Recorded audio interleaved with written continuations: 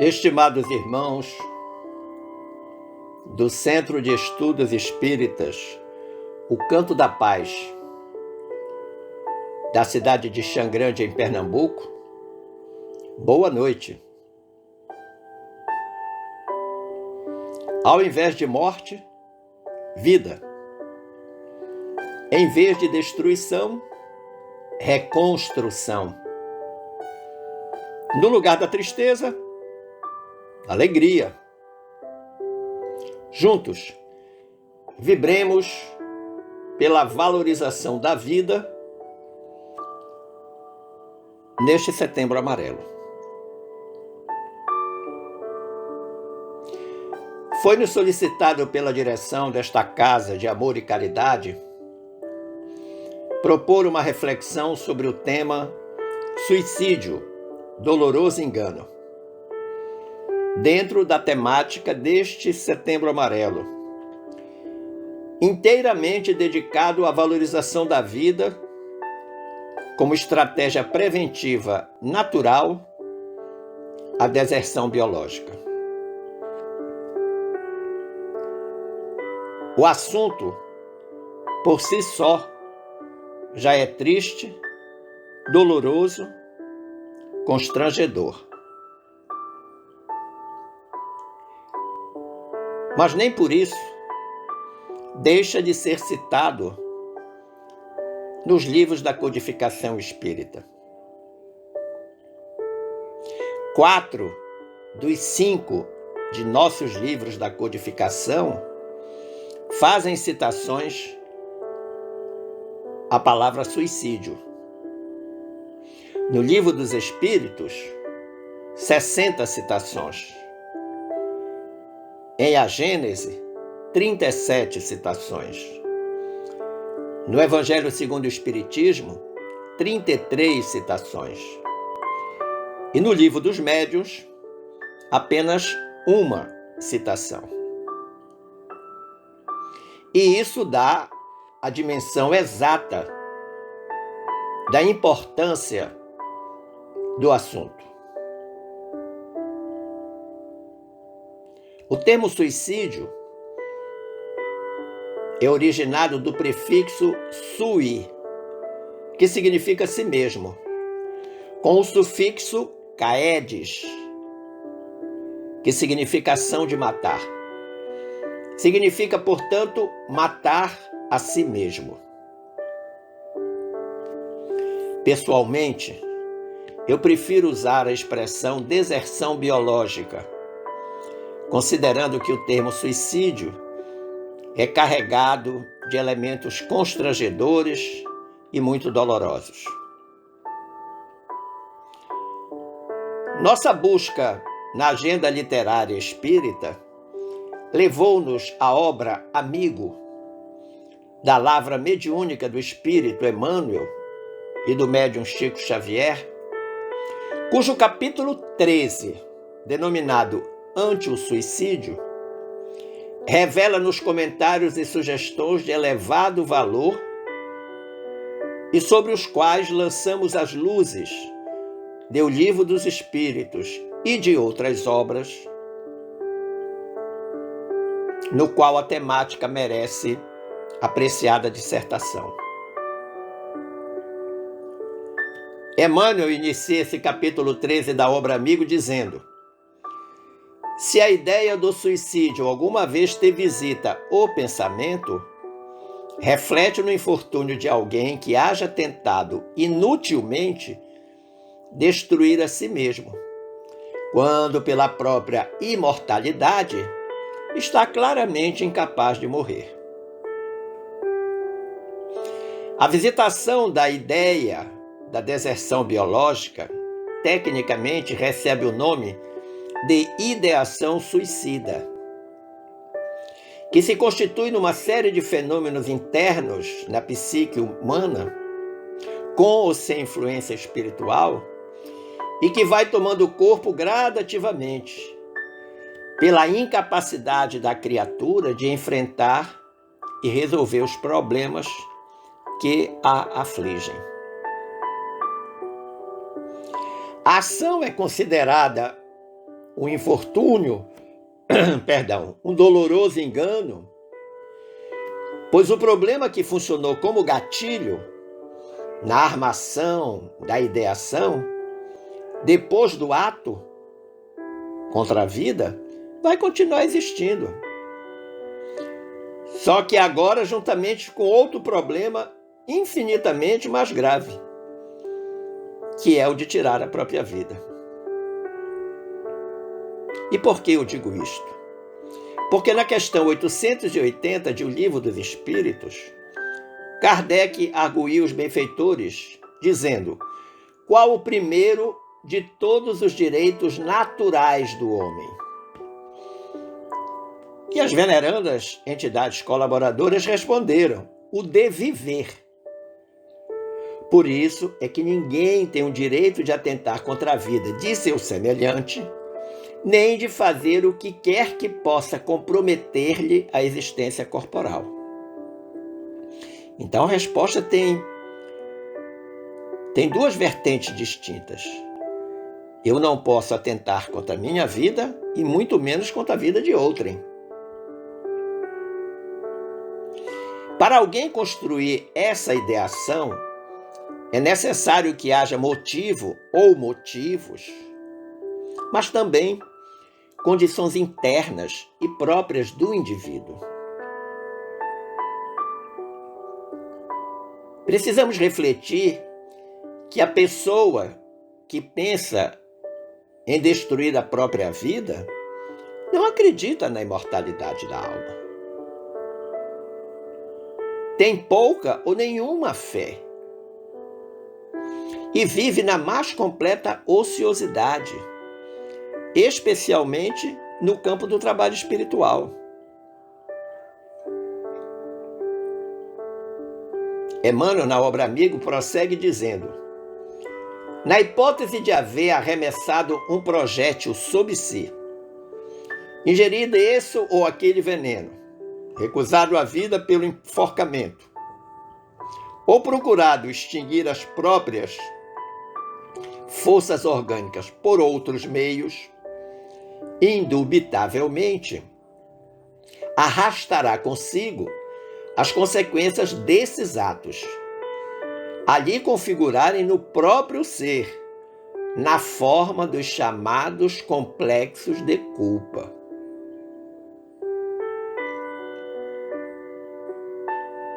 Kardec, na questão 953b de O Livro dos Espíritos, ele perguntou: quais, nesse caso, as consequências de tal ato? Ou seja, aquele que acaba com a própria vida. Quais são as consequências disso para ele? E a espiritualidade superior respondeu: uma expiação proporcionada, como sempre, à gravidade da falta, de acordo com as circunstâncias. Isso significa dizer que acabar com a própria vida não tem o mesmo sentido ou significado, do ponto de vista espiritual, nas situações que ocorrem. Nem todo suicida é igual. Mas quando eles responderam que a expiação acompanha a gravidade da falta, eles estão mandando dizer que a criatura precisará reencarnar e muito provavelmente virá com deficiências físicas proporcionais à área afetada quando praticou a deserção biológica.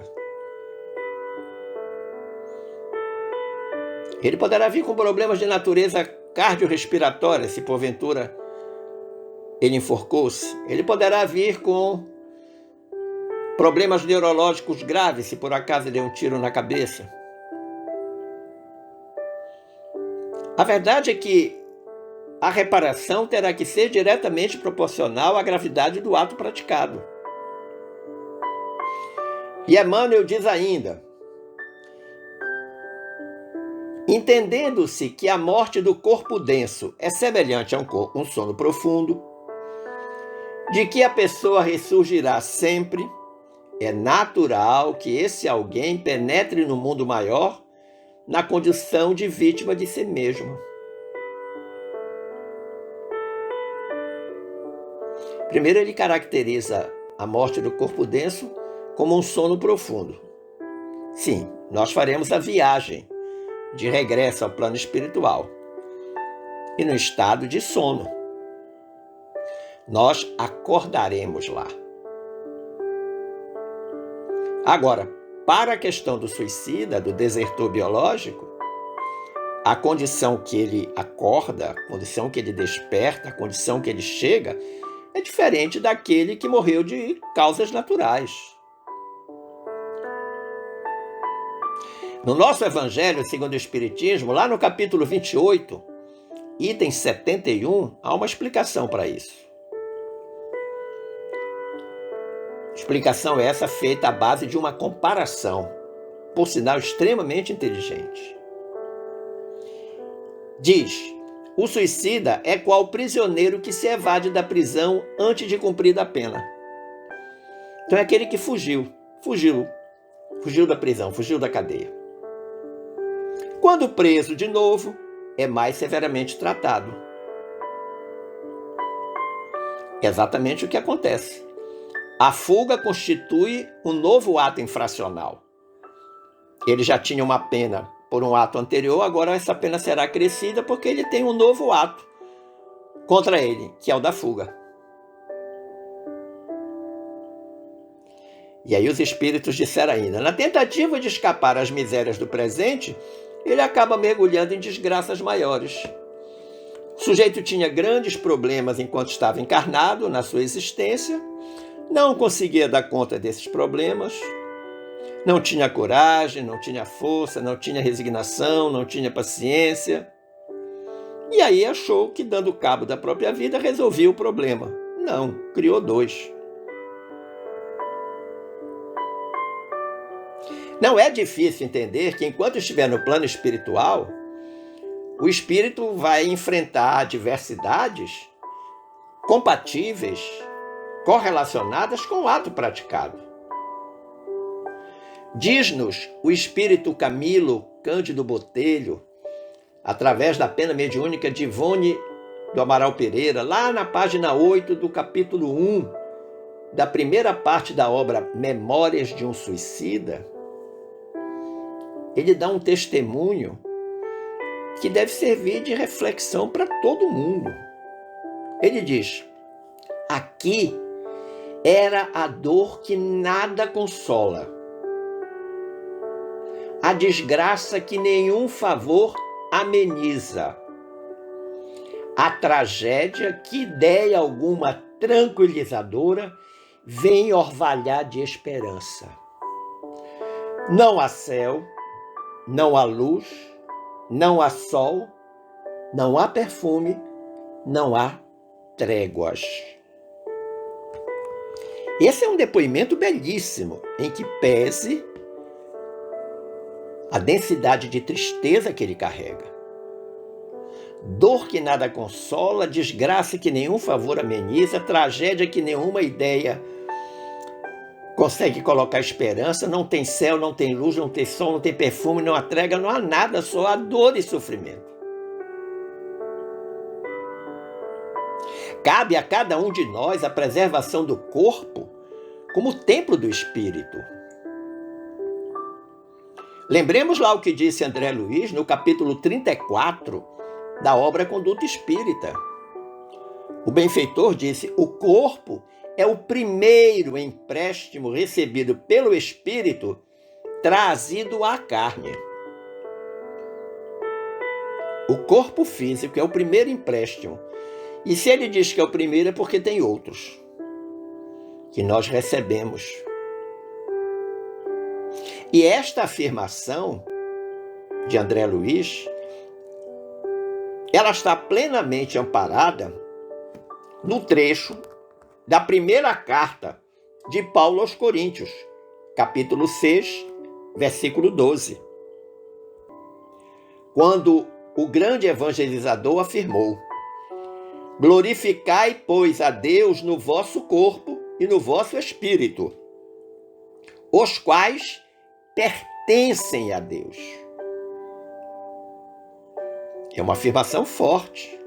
O corpo e o espírito pertencem a Deus.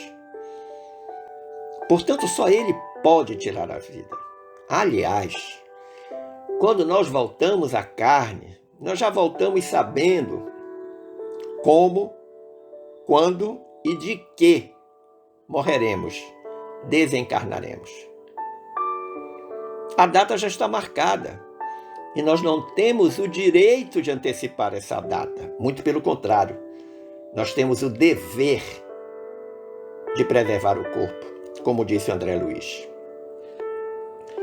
Mas o Emmanuel prossegue dizendo: não nos é lícito esquecer que os suicidas, na espiritualidade, não são órfãos da misericórdia divina. E por isso mesmo, inúmeros benfeitores lhes propiciam o socorro possível.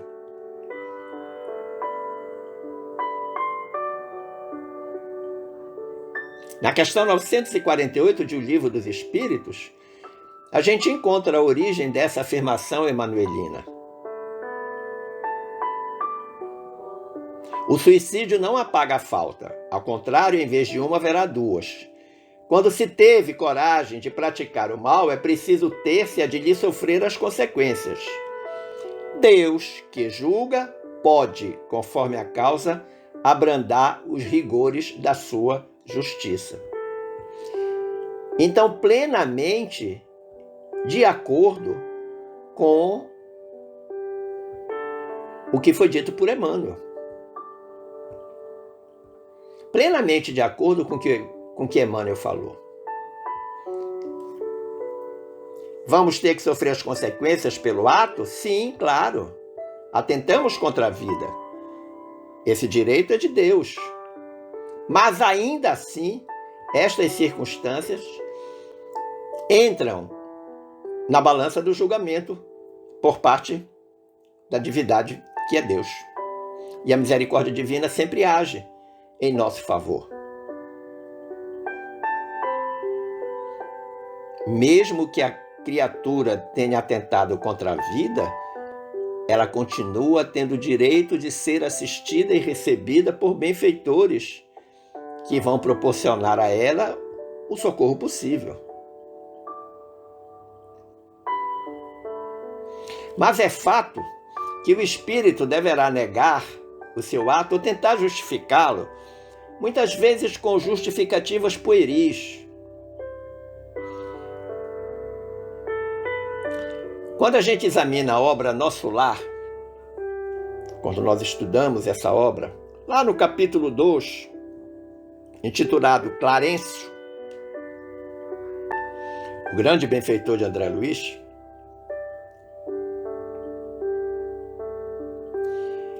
a gente percebe que André Luiz, na vida encarnada, cometeu excessos de várias naturezas, concorrendo para a forma indireta de deserção biológica. Sim, porque nós temos uma forma direta e uma forma indireta. A forma direta é quando você planeja, matura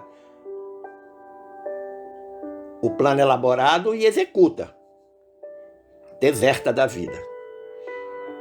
Atira-se do viaduto, enforca-se, dá um tiro na cabeça, ingere veneno. Forma direta. Você planejou, pensou direitinho como vai fazer e faz. Mas existe uma forma indireta. Forma essa está ligada aos vícios. O álcool, o tabagismo, as drogas, a sexolatria, a glutonaria. Que eu costumo dizer que a criatura vai se matando aos pouquinhos. A prestação. E quando o André Luiz chega no plano espiritual, a gente está lá no umbral, né? A melhor descrição do umbral é esta, e a segunda melhor está em Memórias de um Suicida. O que é que aquele grupo de espíritos que está lá, das sombras, nas trevas, diz para ele? Suicida, suicida, criminoso infame. E o André Luiz diz no livro: gargalhadas sarcásticas feriam-me os ouvidos, enquanto os vultos negros desapareciam na sombra. Mas ele ouvia as perguntas do grupo. Que buscas, infeliz? Aonde vais, suicida? E ele responde.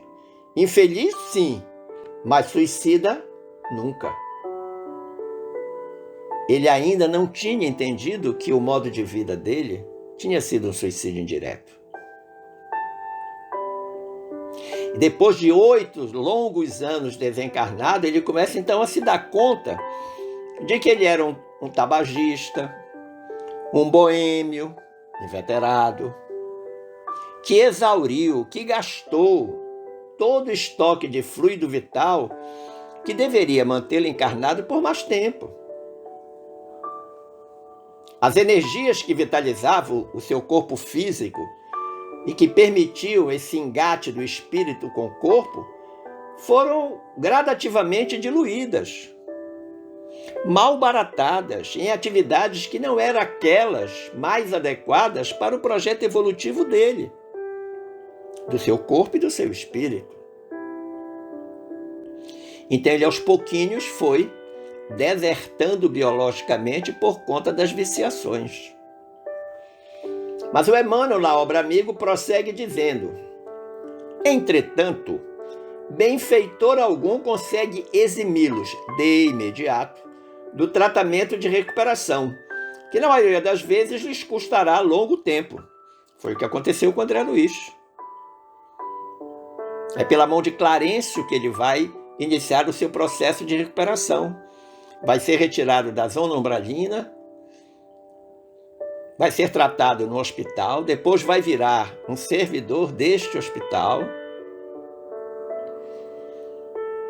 E mais detalhes ou no livro ou no filme Nosso Lar. A propósito dessa afirmação de Emmanuel, se nós formos na questão 957 do Livro dos Espíritos, nós veremos que está escrito da seguinte maneira: muito diversas são as consequências do suicídio. Não há penas determinadas, e em todos os casos, correspondem sempre às causas que o produziram. Há, porém, uma consequência a que o suicida não pode escapar. É o desapontamento. Mas a sorte não é a mesma para todos. Depende das circunstâncias. Alguns espiam a falta imediatamente, outros em nova existência, que será pior do que aquela cujo curso interromperam. Coisas já tínhamos falado anteriormente.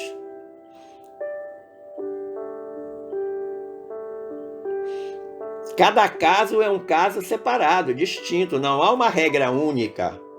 Todos os desertores biológicos serão tratados dessa forma. Não, depende da circunstância.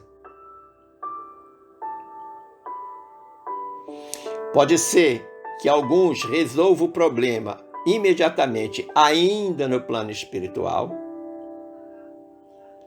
mas a grande maioria precisa retornar à carne, ter uma nova existência para dar conta de cumprir o tempo que faltou. O planejamento reencarnatório dele previa que ele ia viver 90 anos na existência, mas aos 70 ele deu cabo da própria vida, faltaram 20. Vai precisar voltar para cumprir esses 20. Pode até cumprir mais.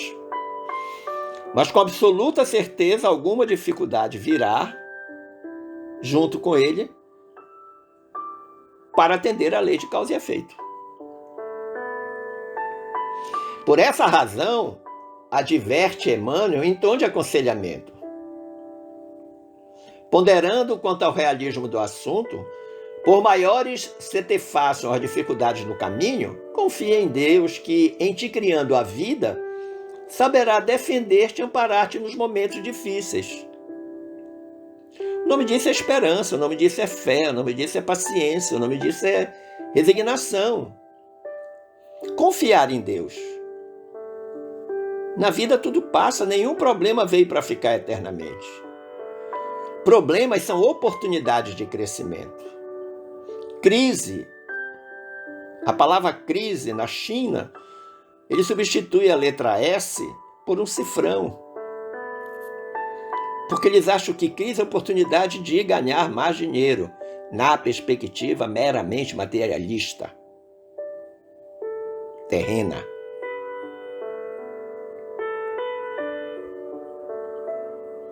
Mas essa sugestão, essa ponderação que aponta Emmanuel, já estava lá na questão 943 de O Livro dos Espíritos,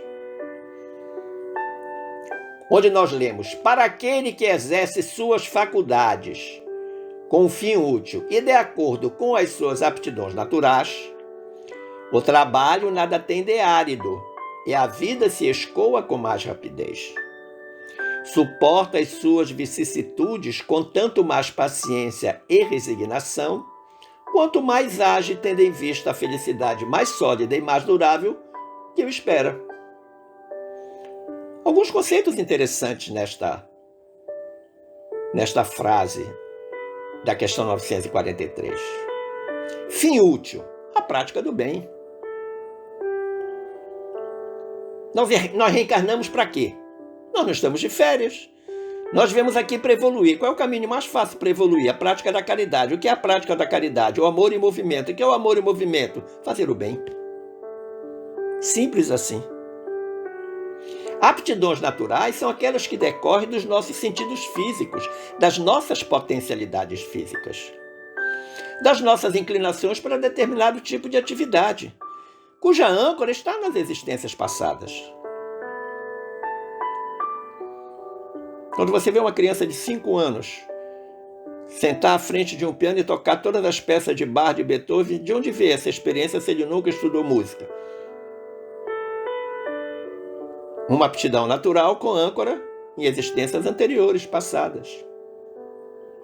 Vida que escoa, que está no texto, é a capacidade de enfrentar dificuldade com paciência e resignação.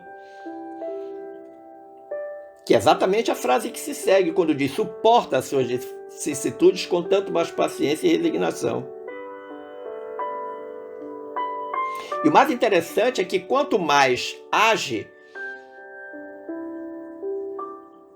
essa expressão significa, ela exprime a relação de causa e efeito entre o que se planta e o que se colhe. Quanto mais bem produzido, mais bem recolhido no futuro.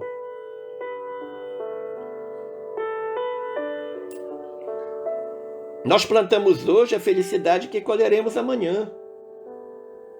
Agora nós precisamos acreditar na imortalidade da alma, que tem uma vida após o túmulo e que tudo se dará por mérito, por conquistas que nós fazemos em cada existência. E o benfeitor de Chico disse ainda na obra Amigo: observa que não existem provações sem causa. Lei de causa e efeito. E em razão disso, seja onde for, estejamos preparados para facear os resultados de nossas próprias ações do presente ou do passado, em nos referindo às existências anteriores. O que eu acabei de falar. Colheremos o que plantarmos. Colhemos o que plantamos. Está com dificuldade agora? Tenha certeza que elas não são gratuitas, nem vieram do éter. Elas são a resposta, elas são a colheita de algo que já foi plantado. Talvez não tenha sido nessa existência, mas foi plantado em outra existência. E a gente vai ter que ter a capacidade de fazer essa colheita. Que se foi um plantio inadequado, nós erramos, então nós temos que corrigir. Nenhum erro pode ficar impune, porque senão a justiça divina é falha. Essa ponderação proposta por Emmanuel, ela encontra ressonância em uma afirmação de André Luiz, que está lá no capítulo 12, página 157, da obra Missionários da Luz. André Luiz diz: temos necessidade da luta que corrige, renova, restaura e aperfeiçoa. Olha aí 4 finalidades importantíssimas de nós lutarmos contra as nossas imperfeições, corrigir, renovar, restaurar e aperfeiçoar. Que você pode dizer, mas é tudo igual. Não é. Há diferenças significativas entre os verbos. E o André Luiz diz ainda, a reencarnação é o meio, a educação divina é o fim. Todos nós desejamos angelitude. Como diz a minha querida amiga Valda Cedícias, um dia todos nós seremos anjos. Sim, claro, seremos. Uns mais rápido, outros mais lentos, mais devagar. É isso que a gente chama, que André Luiz está chamando de educação divina. Quando nós formos divinamente educados, nós estaremos na fase da angelitude. O caminho é longo, é penoso, é doloroso, é árduo, sim, mas vale a pena. E Deus, na sua infinita bondade e misericórdia para conosco, deu-nos a reencarnação como meio, como oportunidade da gente ir conquistando esses degraus da educação divina. E o Emmanuel diz ainda, cientes de que não existem problemas sem solução, o Chico já dizia isso, por mais pesada a carga de sofrimento, então por maior que seja o seu problema, por maior que seja o seu sofrer, o seu sofrimento, não é o fim do mundo, em que te vejas, segue à frente, ou seja, um olhar ao alto, um caminhar adiante, trabalhando e servindo, duas estratégias de superação, trabalhar e servir, lançando um olhar para a retaguarda, de modo a verificar quantas criaturas existem carregando fardos de tribulações muito maiores e mais constrangedores do que os nossos. Nós não estamos sozinhos nas dificuldades. Milhões, bilhões de pessoas nos acompanham com as suas dificuldades. Mas a minha dificuldade não pode ter a mesma resposta em você, da mesma forma que a sua dificuldade não pode ter a mesma resposta em mim. Se eu olhar em volta de mim, eu verei muitas criaturas com problemas infinitamente maiores. E aí eu usei esta imagem que agora eu projeto. E digo, esses exemplos falam por si só. Eles poderiam ter desistido, mas não o fizeram. Eles entenderam que por mais pesada que fosse a carga do sofrimento deles, que eles precisavam continuar, e continuaram. Continuaram indo para frente, continuaram trabalhando e servindo, fazendo a parte dele que lhes cabe na condição de co-criadores do universo, que todos nós somos. E o Emmanuel finaliza esse capítulo 13 da obra Amigo de uma forma que eu considerei triunfal. Ele diz, e por fim, consideremos, nas piores situações em que nos sintamos, que Deus, cujo infinito amor nos sustentou até ontem, embora os nossos erros, em nos assinalando os propósitos de regeneração e melhoria, nos sustentará também hoje. Olha que lindo! A bondade divina a nosso favor, esse infinito amor de Deus por cada um de nós, que tem nos sustentado em todas as nossas reencarnações e que nos sustenta na presente existência. Compreendendo que apesar dos nossos erros, Ele está mostrando para nós a possibilidade da nossa regeneração, da nossa melhoria, da nossa conquista de um degrauzinho nessa escala evolutiva. E se Ele nos sustentou até ontem, vai nos sustentar também hoje. E hoje é o ontem do amanhã. Então ele estará sempre nos sustentando. Mas essa sustentação não significa dizer que nós devemos ficar eternamente acomodados. Não. Nós temos que lutar pela nossa regeneração, pela nossa melhoria. Olha, esse assunto, deserção da vida biológica, popularmente conhecida como suicídio, quando eu fui no buscador do Google e digitei a palavra, o verbete suicídio, em 46 segundos retornaram 11 milhões e 500 mil citações do assunto. O tempo e o número dão a exata dimensão do problema. A Organização Pan-Americana da Saúde, a OPAS, vinculada à Organização Mundial da Saúde, OMS, ela informa que ocorrem 800 mil casos de deserção biológica anualmente. Concretizadas, realizadas, 800 mil deserções.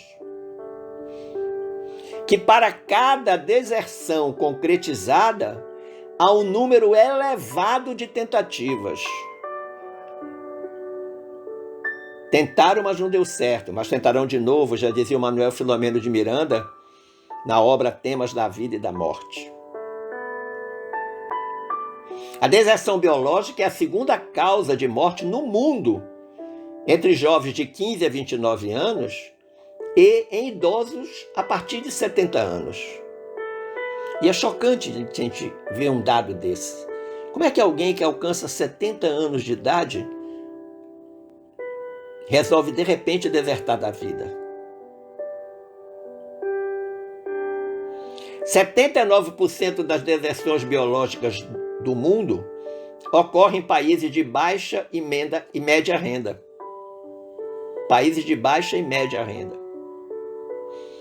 Significa dizer que as privações têm uma influência direta na deserção biológica. E a ingestão de pesticida, enforcamento, arma de fogo estão entre os métodos mais comuns de deserção biológica